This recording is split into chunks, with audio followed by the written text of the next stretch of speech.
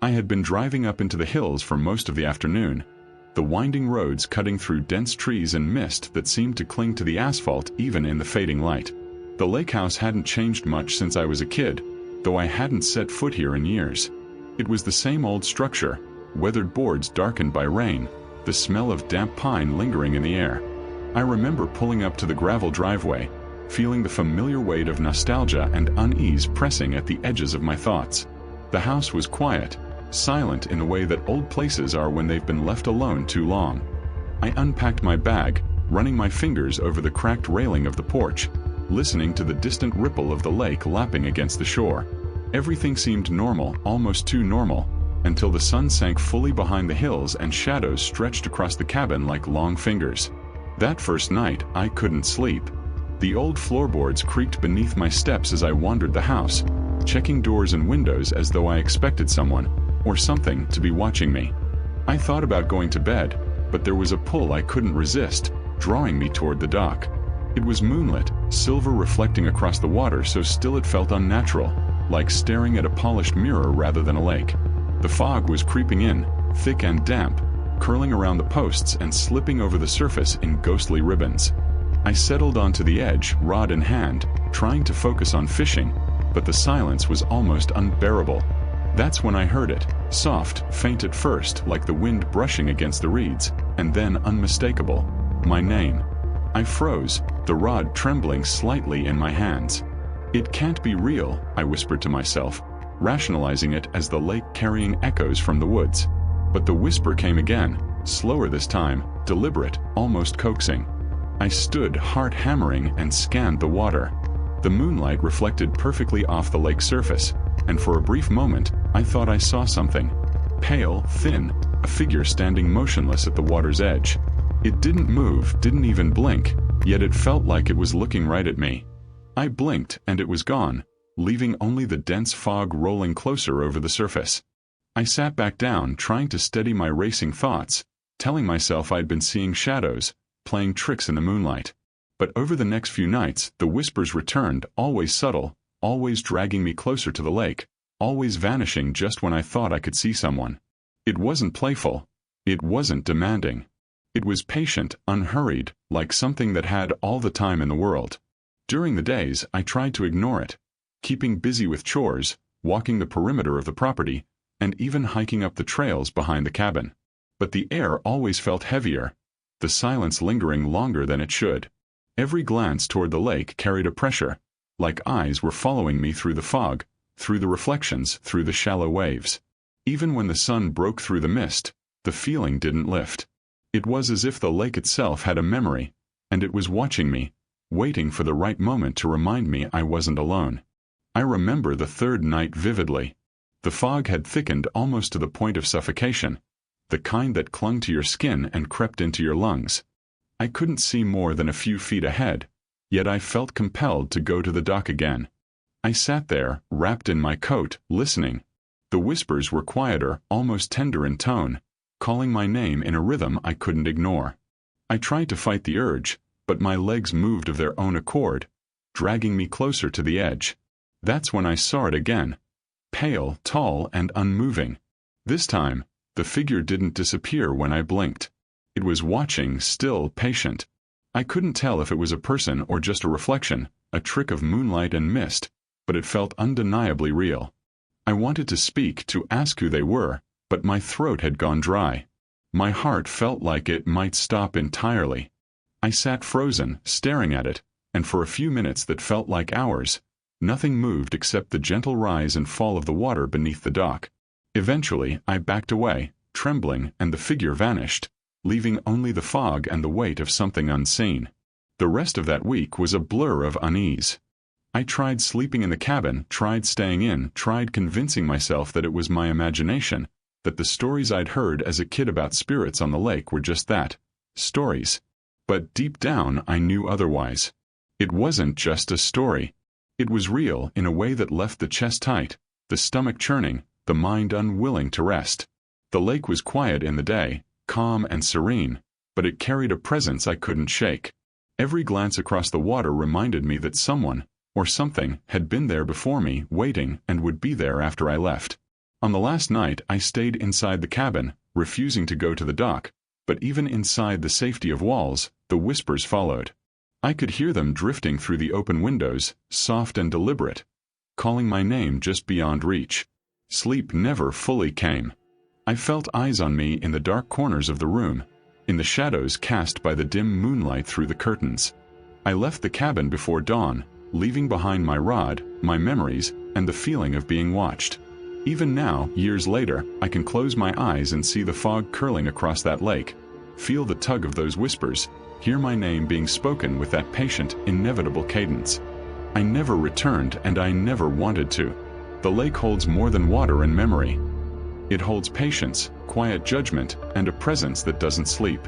And some nights, when the wind is right and the air smells of damp pine, I can still hear it calling me back, reminding me that what waits in the shadows doesn't forget. We had arrived at the lake house on a warm afternoon, the kind of sun that made the water glisten and the trees glow like something out of a postcard. Locals had warned us not to venture out too far on the water, muttering stories about disappearances and strange sightings, but we laughed it off. I'd grown up around lakes and rivers, and nothing about the placid surface of this one seemed threatening.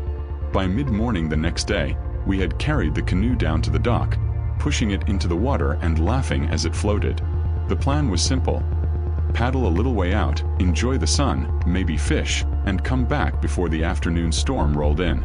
The lake was calm, perfectly still, the surface like glass except for the small ripples we left in our wake. The trees along the shore reflected perfectly in the water, making it difficult to tell where the lake ended and the land began. At first, everything was as ordinary as it could be. The water lapped gently against the canoe, birds called from the branches, and the breeze rustled through the leaves. But as we drifted farther from shore, the temperature began to drop, and a heavy fog started to coil over the lake. The warmth of the sun was gone almost without warning, leaving us shivering despite our light clothing. That's when I noticed it, another canoe drifting toward us. At first, we assumed it was someone else renting a boat or exploring, but it was moving too slowly, too deliberately, with a quietness that didn't make sense. No paddles were moving, no oars dipping into the water, yet it cut through the mist with ease. Then we saw the figure. A person seated in the middle of the canoe, face pale and turned away from us. It didn't move an arm, a leg, nothing. And yet it approached steadily, silently, and the fog seemed to thicken around it. I opened my mouth to speak, to call out, but my voice was swallowed, muffled by the cold air and the strange heaviness pressing down over the lake. My friend tried too, his laughter dying in his throat as we both realized that this wasn't another person enjoying the day. Something about it was wrong. Not grotesque, not monstrous, just impossibly still and impossibly present. Every blink made it closer, every second stretching long and taut across the water. Panic finally took hold, and we began paddling back toward the shore as fast as we could. But the lake had changed. It felt larger, stretched somehow beyond the normal bounds, the shoreline further away than it should have been. The mist clung to our arms and hair, and the sound of our paddles hitting the water was swallowed almost immediately by a thick, oppressive silence. Behind us, the canoe followed, gliding without sound, the figure never moving but always present. I could feel it, eyes we couldn't see, watching, waiting. Every glance over my shoulder made my stomach churn, and I felt the edges of reality blur just enough to make me question what I was seeing. We didn't speak, not a word, our breaths loud in the empty space between us and the shore. It was relentless, patient, the way something that doesn't need to hurry can be terrifying. At one point, I swore I saw the figure tilt its head slightly, like it was studying us, gauging our panic, and a shiver ran through me that had nothing to do with the cold. I paddled harder, heart hammering, lungs burning, until finally the trees along the shore began to take shape through the fog. Relief should have come, but the canoe behind us didn't falter, didn't slow. We were sure it would vanish at any moment, but the water remained undisturbed, the mist unbroken, as though it were being guided by a force we couldn't comprehend. It was only when our boat scraped against the gravel of the shore that the figure finally disappeared. I stumbled onto solid ground, knees weak, coughing and shivering from a mixture of cold and fear. We looked back at the lake, expecting to see ripples where it had been, but the water was still flat and unremarkable. The sun had dipped lower, painting the sky in soft pastels that seemed impossible after what we had experienced. We didn't speak for the longest time, just sat on the dock, letting our hearts slow, trying to make sense of what we'd seen. Even now, when I think about that day, the memory doesn't fade. The way the canoe moved without effort, the stillness of the figure, the suffocating silence of the fog, it all lingers, a shadow that follows me long after the lake has disappeared from view. I've tried to rationalize it, chalk it up to tricks of light or the imagination, but the fear was too real, too immediate. Something about that water, that quiet expanse, holds more than just reflection. It holds patience, a lingering presence that doesn't sleep, doesn't age, and doesn't forgive. And sometimes, late at night, I still see it in my mind. The empty canoe gliding over the surface, silent, waiting, as if it knows exactly where to find you when you least expect it. I had always gone to the lake early in the morning, long before anyone else stirred, needing the silence to think and escape the hum of everyday life. The air was crisp that morning, damp with dew, and the sky was a soft pale gray that promised a cold day. The shoreline was deserted, only the occasional bird breaking the quiet with its song. I had walked this path countless times, feeling at ease with the familiar gravel crunching underfoot, the thin mist rising from the water curling around the trees. But that morning something was different. I could feel it the moment I stepped onto the sand, a presence I couldn't see but that pressed in like the forest itself was leaning closer to watch. I started my walk, taking long, deliberate strides, trying to shake off the unease. That's when I heard it, a soft crunch behind me, slow, measured, perfectly matching my own steps. I froze, heart thumping. "Hello," I called, voice hoarse, but the only answer was the faint echo of my own words bouncing back from the water. I turned slowly, scanning the shoreline, but there was no one there. Just the fog rolling low over the lake, the trees swaying gently in the wind, and my own footprints in the sand. I tried to laugh it off, telling myself it was just an animal, maybe a deer or raccoon shifting through the underbrush, but as I moved forward, the steps continued. Slow, deliberate, keeping pace with me, never faltering, never changing. Panic began to rise in my chest. I stopped abruptly, the sound stopping immediately behind me. My breath caught and I turned again, still nothing. The sand seemed untouched, yet when I glanced down, I saw a single footprint next to mine, deep and well-formed, though it hadn't been there a second before. I looked closer, heart sinking, and it vanished like smoke curling into the wind. My hands shook as I continued, trying to convince myself it was my imagination, that the weight of isolation and the thickening fog had played tricks on my mind. But the footsteps returned, louder now, almost pressing into my skin, just behind me, every step echoing too precisely with my own. I quickened my pace, but the rhythm followed, unrelenting. Fear clawed at me, making each movement heavy. The lake, usually serene, felt oppressive, the water unnaturally still, as though it were holding its breath along with me. When I reached the cabin, relief should have come, but even there, inside the walls that once felt safe, I could hear it. Steps pacing the edge of my bedroom, soft but deliberate, a cadence impossible to ignore. I would sit in my chair, trying to read or busy my hands with trivial tasks, yet the sound lingered just beyond the corners of my sight. I knew it wasn't a trick of acoustics.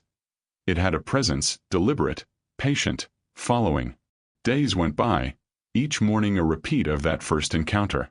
I avoided the shore, stuck close to the cabin, but it didn't matter. The footsteps would come, seemingly inside the rooms, sometimes circling me while I cooked, cleaned, or tried to sleep. I would glance toward the door or the window, convinced someone was just out of sight, but there was never anyone there. Only the quiet, the fog seeping into the edges of the house, and that steady rhythm marking time with mine. Sometimes I would speak, "Who's there?" or "Stop following me," and the only reply was the echo of my own voice and the soft, unyielding beat of invisible steps. One evening, desperate for some form of control, I tried to trace them, following the sound to the corners of the cabin, the edge of the porch, even out into the shallow waters near the dock. But the closer I got, the more the footprints, or the sound, shifted. It was as though it anticipated me, adjusting, teasing, always remaining just beyond reach. I remember standing on the shore once, fog rolling across the water like a living thing, and realizing that I could not distinguish my steps from the unseen companions. They were a mirror of me, a shadow in rhythm and intent, reminding me that the lake and its edges held more than just water and earth. Sleep became impossible. I would lie awake at night, hearing the soft scrape of footsteps circling the cabin, brushing across the wooden floors, sometimes pausing outside my door. I could feel its presence in the corners of my mind, pressing at the edges, demanding awareness even when I wanted to ignore it. Every time I closed my eyes, I imagined it pacing just beyond my vision, patient, silent, unmoving yet relentless. I tried leaving the cabin, but even in town, the unease followed me. I would catch glimpses of footprints in the mud, in the wet streets, fleeting and vanishing when I tried to focus. Eventually, I realized it wasn't just following me. It had claimed the space around me, the quiet places I thought were mine. The shore, the cabin, the lake, all of it seemed altered, imbued with the memory of its steps. I no longer walked early in the morning. I no longer ventured outside without company. And yet, some nights when the wind shifts just right and the fog curls low over the hills, I hear it. That patient rhythm, perfectly measured, and I remember that summer by the lake when the quiet wasn't empty, when something invisible but undeniably present paced beside me, keeping time with every heartbeat, every breath, until I left, but never entirely escaped. The fog came suddenly that evening, rolling in from the hills and spilling across the lake like a living thing, thick and unyielding. The shoreline disappeared beneath a gray-white veil, and the cabin felt as though it were floating in a world cut off from the rest of the mountains. I remember standing at the window, watching the mist curl over the water, feeling a chill press against my skin despite the warmth of the room behind me. That was when I saw it, a faint light bobbing gently on the surface of the lake, distant, yet somehow deliberate. It was small, barely more than a glow, and at first I thought it might be a boat lantern left behind by someone foolish enough to venture out in the fog. But the water was silent, no sound of oars, no splash of paddles, and no one emerged from the haze. Curiosity pushed me outside, past the cabin door and down to the water's edge, my boots sinking slightly into the wet sand. Each step felt heavier than the last, weighed down by the fog that wrapped around me like a damp blanket. The lantern floated closer, moving with an unnerving precision, cutting a path through the mist in a way that seemed almost deliberate, almost intelligent. I could make out a figure, or what I thought was a figure, shimmering within the light, shifting subtly between the haze and the world around it. It was human in shape, or at least it resembled a person, but it didn't move the way a living body should. Its presence was almost spectral, yet unmistakably real in a way that made my stomach knot. I wanted to call out, to demand someone explain what I was seeing, but my voice caught in my throat. The fog seemed to thicken with every breath, pressing down on my chest, slowing my heartbeat, and making the night feel endless. I took a cautious step forward, and the lantern floated closer, hovering just beyond the reach of my outstretched hand. I blinked, trying to make sense of it, and in that instant it shimmered again, flickering as though it were part of the fog itself, neither fully there nor gone. My mind raced, trying to anchor itself to reason, but the lake refused to be ordinary. Each wave lapping against the shore was muted, ghostly, as though the water had been drained of sound, leaving only the unnatural glow and the figure within it. I stood frozen, unable to move or look away, until finally, I forced myself to take a cautious step. My foot sank slightly in the wet sand, and the lantern, once so close, so precise, vanished. The mist swallowed it entirely, leaving only the dense white haze rolling over the lake. I stumbled back toward the cabin, heart pounding, feeling the weight of the fog pressing in on me from all sides. That night, sleep didn't come easily. Every time I closed my eyes, I could see the faint glow bobbing just beyond the edge of vision, teasing me, reminding me that the lake held secrets I couldn't understand, and perhaps never would. The nights afterward were worse. I would catch glimpses of the light again, always at the same place, always at the same time, moving slowly across the water as if tracing an invisible path. Sometimes it lingered just beyond the tree line, other times it bobbed near the dock, teasing me into believing I could approach. I stopped venturing near the lake after sunset, but even from the cabin window, the lantern seemed to watch, patient and unyielding. My friends who visited tried to laugh it off when I mentioned it, but I knew what I saw was real. It wasn't playful, it wasn't meant to frighten for amusement. It was a presence, patient and deliberate, existing in a space between the mist and reality that I couldn't hope to touch. One evening, I thought I would confront it, stand at the water's edge and demand answers, to see if the figure would reveal itself fully. But as I stepped outside, the fog pressed down harder than ever, cold and wet against my skin, and the lantern was already there, closer than I had imagined, bobbing gently in rhythm with some unspoken cadence. My courage faltered, my voice caught, and I realized I couldn't make myself speak. I wanted to move forward, to reach out, but something anchored me to the sand. The figure shimmered again, wavering between being and nothingness, and I understood that whatever it wasn't meant to be approached. It existed on its own terms, bound to the lake, the fog, the night itself. When I finally retreated, the lantern didn't follow. It didn't vanish entirely either. It lingered at the edge of perception, a faint glow in the distance, and I could feel the eyes within it, patient, knowing, and unblinking. The lake was no longer simply a body of water. It had become a space where something lived between the world I knew and the one I couldn't comprehend. Nights became long and tense, the fog curling across the hills and lake like a living thing, each swirl a reminder of that silent presence. Even in the day, when the sun burned off the mist and the water gleamed harmlessly, I could sense it there, lingering beneath the surface, waiting. I stopped talking about it, stopped drawing attention to the lantern, because I knew no one could truly understand what I had seen. It wasn't a ghost or a trick of light. It was something patient, deliberate, a presence that required nothing but time, and it existed on the lake as I had never known a place could exist. Even now, years later, I find myself thinking of that fog, that bobbing lantern, and the figure that shimmered between it. The memory carries a weight, pressing at my chest, whispering that some secrets are never meant to be uncovered, and some places, some lakes, hold their own life, their own watchful patience. I had always loved sitting by the window of the cabin at night. The lake stretched out before me like a black sheet, still and deep, reflecting the stars above. That night, the air was heavy and humid, the smell of wet earth clinging to the wooden boards beneath my feet. I remember staring out, feeling the silence of the water press against me like a living thing. At first, it was the normal reflection of the trees, the moon, and myself that I saw. Nothing out of place, nothing unusual. But then I noticed it. My reflection, yes, but somehow off. The eyes were too hollow, the expression too measured, a smile that stretched just slightly too long, too slow to appear. It wasn't playful, it wasn't mocking. It was patient, watching, studying. I blinked and for a moment thought it was gone, but when my eyes opened again, it was still there, waiting. I froze, breath shallow, hands pressed to the cold glass. The reflection didn't move like I did. When I lifted my hand, it mirrored me, yes, but with a delay so subtle I could barely detect it, and there was that smile again. Slow, deliberate, impossible. My stomach churned, a knot tightening as the chill ran down my spine. I tried to convince myself it was fatigue, the lake's glassy surface tricking my mind, but the sensation of being watched, studied, made every rational thought feel hollow. Night after night, I found myself drawn to the window, unable to resist looking. Each time the reflection returned, it seemed closer, sharper, the hollow eyes staring deeper, and the slow, patient smile creeping just a fraction of a second longer. Sleep became a stranger.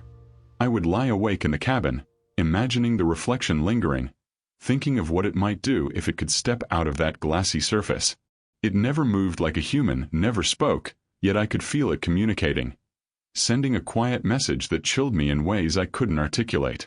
Something about the lake, about the reflection, made me feel as if parts of me were being taken, little fragments of memory and soul slowly lifted away, one glance at a time. During the day, the lake appeared ordinary, calm, but I knew the dark stillness of night was different. It held something patient, something that didn't sleep, something that could watch you for hours and claim pieces of you while you were unaware. I tried leaving, spending long hours hiking the trails around the cabin, trying to distract myself with the woods, the sounds of birds and rustling leaves. But even there, when I thought myself safe, I carried it with me. The knowledge that at night my reflection waited, ready to remind me that the lake was no longer just water, but a mirror with its own intent. I began to notice small changes, the way my movement seemed slightly delayed, how my thoughts wandered in unfamiliar directions, moments when I could swear I recognized a look in the mirror that wasn't my own. Panic began to grow, coiling in my chest like the mist over the water, and I dreaded the evening, the window, the lake. One night, the fog rolled in heavier than ever, curling around the cabin like fingers, and I knew the reflection would be there. I approached the window with trembling hands, the floorboards groaning underfoot. The surface of the lake was black, still, and for a long moment nothing appeared. And then it came, slowly, the reflection of me or something like me stepping closer in the water, not floating, not swimming, but existing somehow at the edge of the world. The eyes were hollower than before, the smile more deliberate, more knowing, as if it had spent months studying my movements, my thoughts, my very soul. My voice caught in my throat. I wanted to scream, to call someone, but the fog outside swallowed sound the way it swallowed light. I spent hours there, pressed against the glass, unable to look away, feeling the weight of that presence pressing into me, unrelenting. I didn't sleep at all that night, nor the next. When the reflection disappeared with the first light of dawn, I felt a hollow in my chest, a sense that part of me had been left behind in the lake, claimed by something that could never be reasoned with, never confronted. Nights became exercises in willpower, battles to avoid the window, to avoid the lake's surface, but it was impossible. The reflection returned, patient, deliberate, always a little closer, always a little sharper. Even now, years later, I can close my eyes and see it waiting. The hollow eyes staring back, the slow, knowing smile. The lake hasn't changed, but I have. I carry the weight of those nights, the knowledge that some reflections are not yours, that some waters hold more than memory, more than calm, more than silence. And I know, somewhere in the dark, the lake remembers and it waits, patient and hungry in the quiet of night. I had been at the lake house for a week, trying to convince myself that the first few nights of unease were just nerves, that the cabin's creaks and groans were nothing more than the normal settling of an old structure. But on the 7th night, I came back from a walk to find the cabin door ajar, swinging slightly in the wind, or at least what I thought was the wind. I was certain I had locked it before leaving, and the lock wasn't one of those flimsy things that could turn on its own. My stomach sank as I stepped inside, the familiar scent of damp wood and pine now carrying something else, something metallic and sour that I couldn't identify. My flashlight cut across the room, bouncing off furniture and the worn floorboards, but nothing seemed out of place, and yet everything felt wrong. I walked cautiously from room to room, checking cabinets, the kitchen, the small bathroom, anything that could hide an intruder. But the cabin was empty. Nothing had been taken, no objects moved in any meaningful way, yet the sense of intrusion was overwhelming. It wasn't fear of theft or violence. It was something else. Something patient, deliberate, existing in the space between the shadows and the familiar. I remember standing in the living room, feeling my chest tighten, the hairs on my arms rising as the floorboards creaked behind me. I spun, flashlight sweeping, but there was nothing. Only silence, thick and suffocating, pressing down on me. That night, sleep was impossible. Every time I closed my eyes, I could hear faint steps pacing the floorboards outside my bedroom, slow and measured, sometimes circling the cabin, sometimes stopping just long enough to let me feel it was listening, studying. I tried to rationalize it as my imagination.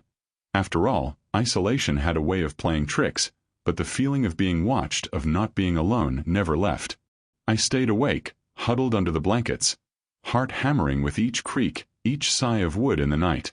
It didn't speak, it didn't reveal itself, but I could sense it in the corners of the cabin, lurking just beyond my line of sight. Days blurred together as I avoided the porch, avoided the edges of the rooms, and even avoided looking out the windows. The door had been closed and locked since that night, yet I would sometimes glance toward it and feel the hairs on my neck rise, convinced that it had been opened again, that something had returned. Footsteps would echo softly in the distance, always deliberate, always silent enough that no one could ever be sure they were real. I felt the cabin had changed, its once familiar spaces now heavy with expectation, a quiet anticipation that something unseen lingered within the walls. The most unsettling moments were the pauses, the silence that followed. When I moved from room to room, the creaks and groans would stop entirely, as though the house itself was holding its breath. And then, when I would sit or lie down, there it was again, the subtle pressure of presence, a weight in the air, a sensation that eyes were following, unseen but undeniable. It wasn't angry, it wasn't cruel. It was patient, deliberate, and unhurried, marking its territory, ensuring I knew I was not alone. By the end of my stay, I avoided walking anywhere near the door without someone beside me. I would wake in the night, convinced I could hear it shifting just beyond the edge of hearing, creeping around the corners of the cabin. Even after I left, the memory remained. The door had been opened, yes, but it wasn't the act of someone clumsy or careless. It was deliberate, an announcement of presence, a reminder that the cabin was no longer just mine to inhabit. The sense of being watched, of the house itself holding its breath, never entirely left me. Sometimes I dream of it, the faint creak of a door opening in an empty cabin, the smell of damp wood and earth, and the quiet insistence of presence just beyond the light. And in those dreams, I remember that some places, some doors are never truly closed, and some visitors never leave, patient, waiting, and silent. Do you want me to continue next with Story 7? Echoes beneath the docks, fully expanded in the same cinematic Appalachian style? The lake had always been calm in the mornings, the water glassy and still, reflecting the pale light of dawn like a mirror. I liked to wake early, walk down to the dock with my coffee, and just listen. But one morning, as I stepped onto the weathered boards, I noticed something I hadn't before, a faint sound, low and distant, coming from beneath the dock. At first, I thought it was the usual creaks of the wood settling or a fish breaking the surface, but it wasn't random. It was rhythmic, like something, or someone, was moving deliberately underwater, tracing the pilings of the dock in a careful, deliberate pattern. I knelt at the edge, peering into the water, but it was too dark to see anything clearly. The early fog clung to the surface, swirling around the pilings, and the sounds persisted, low, wet, and oddly patient. I called out, my voice cracking in the cool air, but the echoes of my own words were all that returned. The noise didn't stop. In fact, it seemed to grow, a slow, creeping rhythm that followed the lines of the dock, circling beneath me in a way that made my stomach tighten.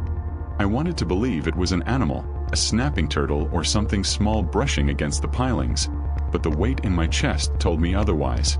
Over the next few days, I returned to the dock, always the first one awake, always alone, and the echoes never ceased.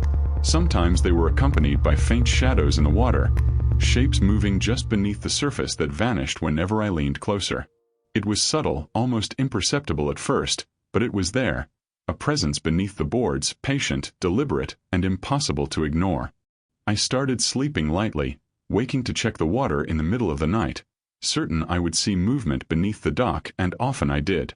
Something traced the pilings, something too deliberate to be random, something waiting. The nights became worse. I would lie in bed, staring at the dark water from the cabin window, imagining what might be lurking just below. The echoes of movement beneath the dock began to follow me into the house. The drip of water in the sink sounded like it, the creak of floorboards felt like it, and sometimes in the dead quiet of night, I thought I could hear a wet scraping sound circling the cabin's foundation. It didn't matter where I went. The memory of those noises, of that unseen presence, clung to me like a shadow. One evening I decided to confront it. I took a lantern and stepped cautiously onto the dock, peering into the dark water beneath. The fog had rolled in thick that night, and the water reflected nothing but pale, distorted light. I leaned over the edge, heart hammering, and that's when I saw it, a ripple that shouldn't have been, a dark shape tracing the pilings, moving with an almost conscious patience. It didn't rise, it didn't break the surface, but I could sense it, a weight pressing beneath the water, watching, waiting, aware of my presence. I stumbled back, heart racing, and the sound vanished, leaving only silence, and the knowledge that it hadn't gone, only withdrawn, patient and deliberate. By the time I left the lake that week, I avoided the dock entirely. The echoes beneath it stayed with me, lingering in my chest, in the quiet spaces of my mind, reminding me that the lake was not just water and reflection. It held more. Presence, patience, awareness. Even now, years later, when I see a quiet lake or step onto a dock, I can feel the memory of those ripples, the wet, deliberate sound tracing unseen pilings, and I know that some waters are not empty. They hold echoes that wait, that watch, and that never truly leave.